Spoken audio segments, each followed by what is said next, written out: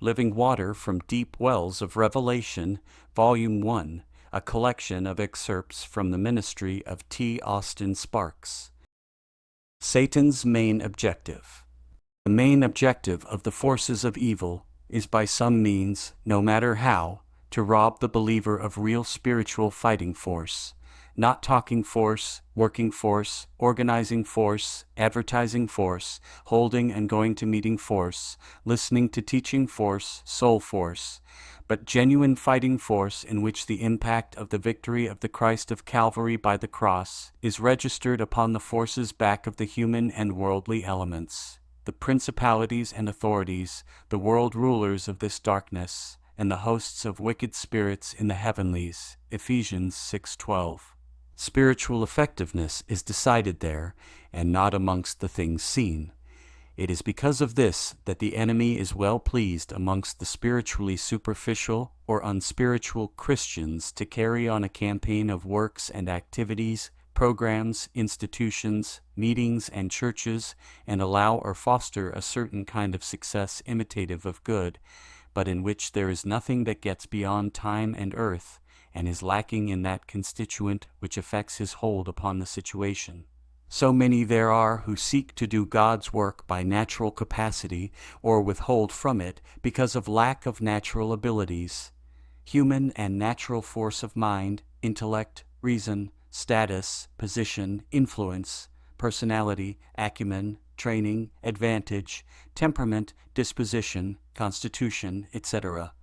These are the factors which are taken into account.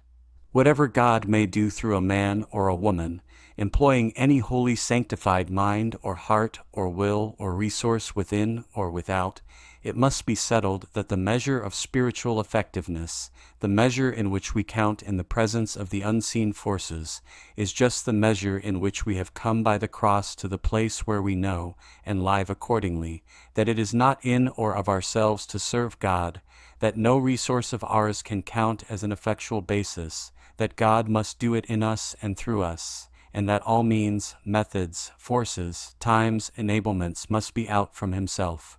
Such was the lesson which God took great pains to teach Moses, Paul, and many other prophets, apostles, and men who had been most used.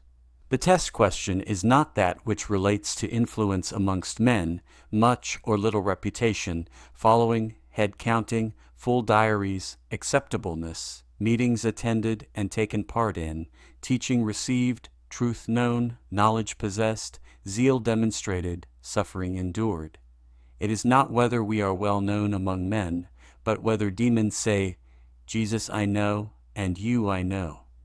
It is just how far the impact of Christ as sovereign Lord is registered through his body, and its members upon the forces opposed to him which are in back of all human conditions, and how far the registering of that sovereignty there makes its reaction upon the earth situation as dominated by those hostile forces.